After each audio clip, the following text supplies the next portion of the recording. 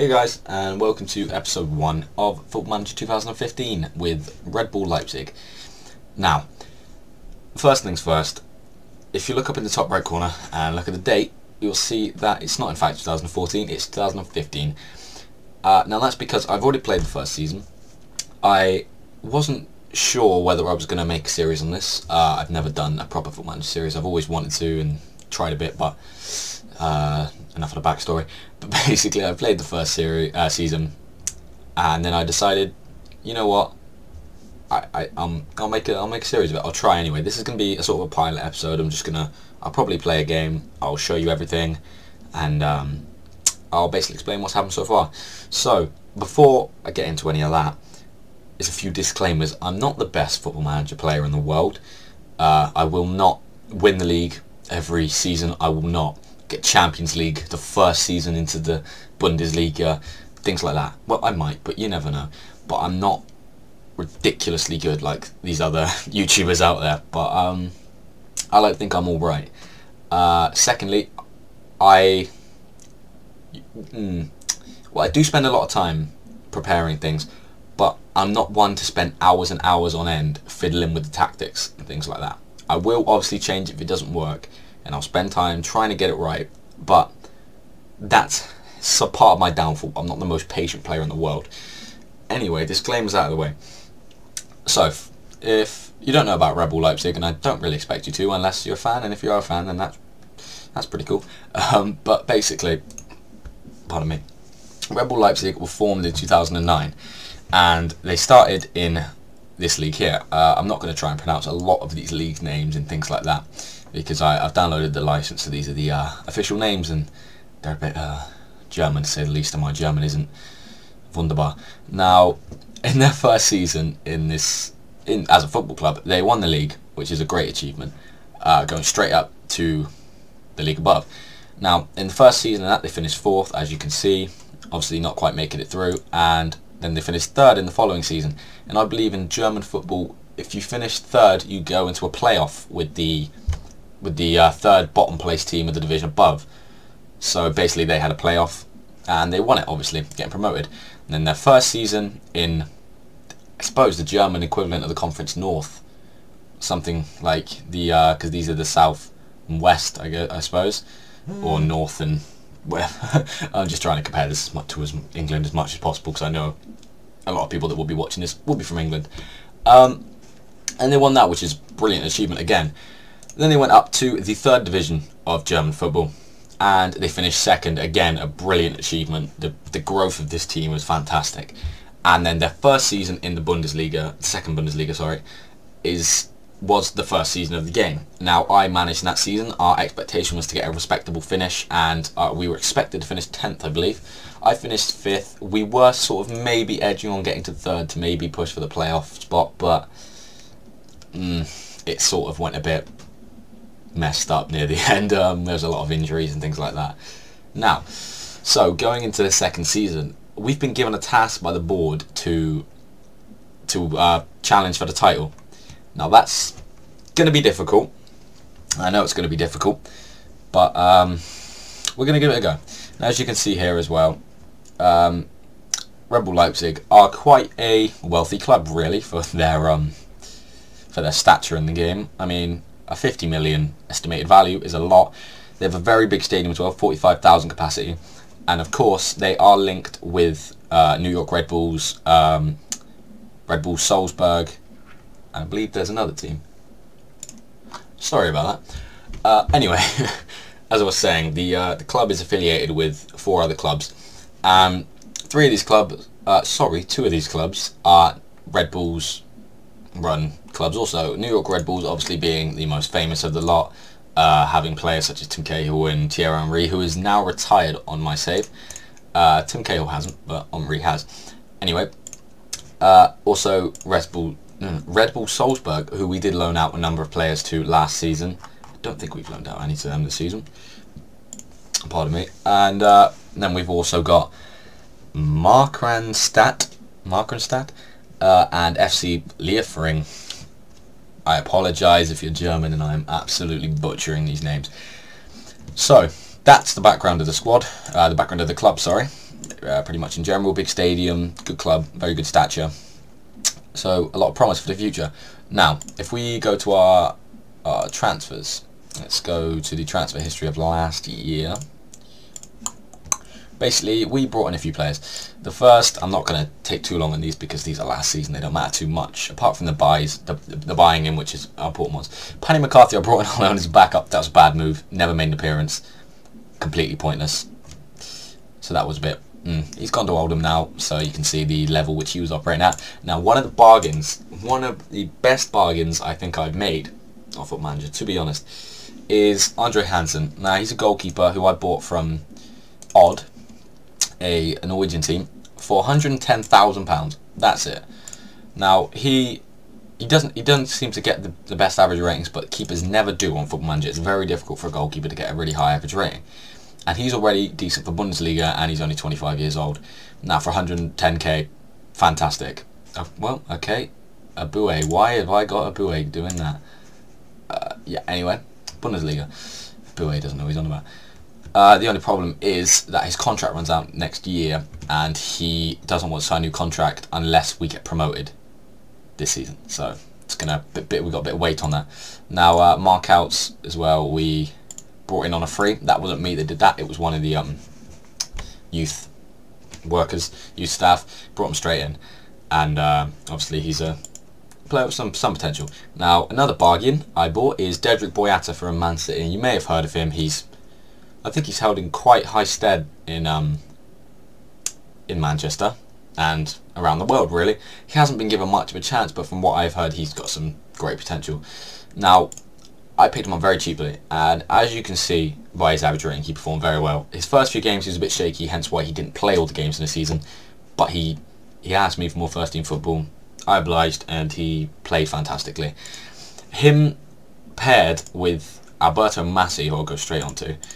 You may see his name twice here. That's because he was co-owned and I had to buy him from Juventus Antonana. But he's a fantastic centre-back, 22 years of age. Look at these stats. He's Bundesliga ability. He's a fantastic player. Signed him on a new contract as well. No, I didn't. That's something I need to do, actually, which I'll do off camera. Don't want to take too much time.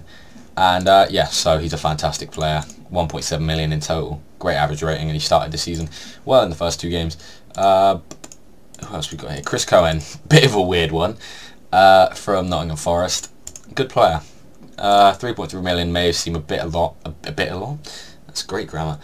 A bit of an overspend, but he performed well, and the club do have a lot of money, so I'm quite happy with him. He's been a good player, very good, consistent player for us. Played pretty much all the games last season. Luke Garbutt we had on loan last season, and we also tried to get him on a contract at the end, but he wasn't happy with the wage we were offering because his contract ran out. But he wasn't happy with it. Now Arnold Honore from I think I pronounced that right, from PSG. Another one I picked up personally. I scouted him, gave him a trial. He's done quite well. Played for our second team and did very well, and he played a couple games for us and did pretty well. Now I'm trying to loan him out at the moment, and same with this guy. Now, he's not who you think he is. He's Argentinian, and he's called Sergio Aguero, but he's not who you think he is. He's 21, just turned, I believe. Well, turned earlier this year, even. And he is a pretty good player. We played him last season, brought him on, and he got a winner for us in like the 85th minute. And now, although it says he's decent for the league below us, obviously, I think his potential could even be more than it says. But we really do need to get him out on loan, but no one seems to want to take him, which I don't understand. No, I'm not asking for any wages, even if we go on rotation. Anyway, Haris Vukic, legend from my Foot Manager 14 series that I did with, my save, sorry, that I did with Bristol City. Absolute legend. I signed him on a free, because his contract ran out last year, and he was insane for me, so I thought I had to try and rekindle the fire, as it were, with him, and he did okay. I brought him in January. He did okay, but nothing. He didn't light the world on fire. I'm just happy to have him back at the club. Bit of a legend name. Marcelo Trotter as well. We had on loan, who we've now signed permanently because his contract ran out. He's a good backup player. He scored a few goals for us last season.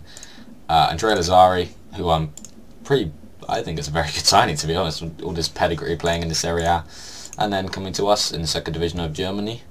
And that was on a free, and not too much wages really. And then Wallison is the last one. We gave him a trial. He looked okay, so we brought him in on a free. Not bad. He didn't have a great turnover of goals though, which is a problem, so we're going to work on that. Now, a lot of players out. The most annoying one, Joshua Kimmich, didn't realise he had a contract. He had a buyout clause, 625k. Bit annoying. Stuttgart took him. I didn't realise, didn't offer him a new contract. They took him. He's a great player, 20 years old. Fantastic player anyway. Bit annoying. Anyone else important? Loaned out a load of people. Got rid of quite a lot. Yusuf Poulsen as well, young player, quite a lot of potential. Absolutely underperformed for me. 9 appearances, no goals. Sold him to the Bundesliga team. Straight away scored 9 goals in, I think it was about 12 games, and then he stopped scoring. But then they got relegated anyway, so he's back down to this level. But I got a decent fee for him. I'm not too bothered. He wasn't my type of striker. Now, if we move on to this season, this might be a long episode. Move on to this season. Trotter already gone through. Hiram Boateng brought in from Palace on a free. His contract expired. Another one maybe with a bit of potential. Hopefully, I think he's a good player in real life. So Marcelo Rossi as well. One of the youth staff brought him in. 15 years old. Got a lot of. He's got some potential. We'll see how he grows. Yaya Sanogo, I bought him from Arsenal for £2 million. Yeah, I thought we need a bit of a talisman up front. Thinking he could maybe do the job if we get his. So far in the games, I haven't seemed to play to his strength, but I'm going to have to try and tweak the tactics to utilise him as much as possible. Josh McEachran, 775k from Chelsea, bit of a backup rotation player. Not a bad player, but not outstanding. Michael Essien on a free, which is ridiculous. Don't know why he came to us, but he's only on 20k a week, I believe. Yeah, about 20k. Not a bad player, except he got sent off in his first game. Yeah. Luke Ayling from Bristol City as our right back wanted to leave. I don't think he does anymore, but oh well. Luke Ayling, bit of a legend at Yeovil. I'm a Yeovil supporter myself. So yeah, bringing in a friendly face really. And then Alex Pritchard from Tottenham, who you may have heard of if you follow the Premier League. Again, another youngster who seems to have a bit of potential around him. Anyway, who did we get rid of? Morris. They were a bit annoyed at that. Terence Boyd, another striker, useless. A bit annoyed at that. Sorry, Terence, but you're not my striker. You're not my striker. This guy out on loan, he's got a lot of potential. He's going to be a very good player for us, I think, in the future. Who else we got going on here? He's another one, good potential. 20 years old. Sent him out on loan. He wasn't going to get much football here. Blah blah blah blah. Loaned out some other people. Blah blah blah blah. Released a few people at the end of the season. Now, that's that. I think I'm gonna leave that there. To be honest, I'll run through the squad quickly, and then I'll leave that there for the first part because I don't want this to go on forever because people will get bored and then you don't have to listen to my voice forever. So basically, the lineup is as this. It's a bit rotatable, if that's a word. So Andre Hansen in goal, obviously number 1 standout. Our backup keeper's not bad. He's got quite a bit of potential, but I felt I had to bring in someone to cover him. Then up front we can have Trotter, Wallison, Sanogo. Sanogo is usually the man for the job, if I can utilise him properly. Then at centre back we would have a pairing of Boyata and Massey, but Massey's injured at the moment, which is a bit annoying. So Marvin Comper comes in, who's a good player anyway, so no problems with that. And then left back Anthony Young and Luke Ayling at right back. Teal, I think it's pronounced George Teal. He looks a bit barren on some of the stats, but apparently he's a very good player, so he wants to leave and I have no problems with that. But yeah, midfield, Michael Essien, Lazari, again very rotatable. Could have Diego Dem, Cohen, McEachran, Pritchard, Rani Khedira as well as a very good player, or Frandrich, who I'm not too fond of, but you know, backup player, why not? Then on the wings we have Massimo Bruno, sorry, who's a very, very good player. I'm gonna have to look to utilise him as much as possible. 21 years old, fantastic player.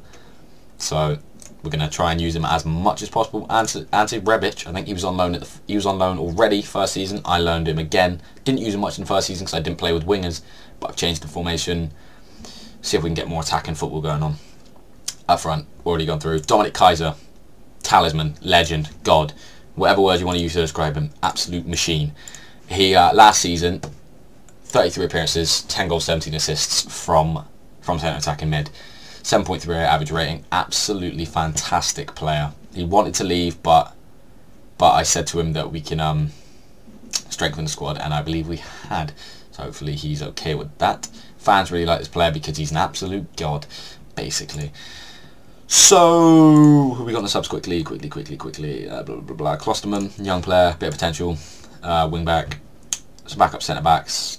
Maybe look to get another wing back on loan, maybe. Daniel Fran, bit of a club legend. He's been here since the bottom, really. Worked his way up, scored a lot of goals all the way up. Bit of a rotation player at the moment now. So yeah, really fast, sorted that out, and that's basically it. At the moment we played 3 games, 5 points. I'm beating the league, get in. Obviously Stuttgart got relegated, bit of a surprise. And we're going to be going for promotion this season, hopefully. I'm not sure how often I'll do updates, depends on the feedback I get. If you guys like it, let me know. Any improvements that I can make. I apologise for the mic quality, don't have a fantastic mic. Obviously I'm a bit short of funds at the moment. So yeah, but thank you for watching, if you've watched it, obviously. Leave a like, leave some feedback. If you enjoyed it, let me know. Let me know what has changed, as I've already said. And yeah, so I will see you in the next one.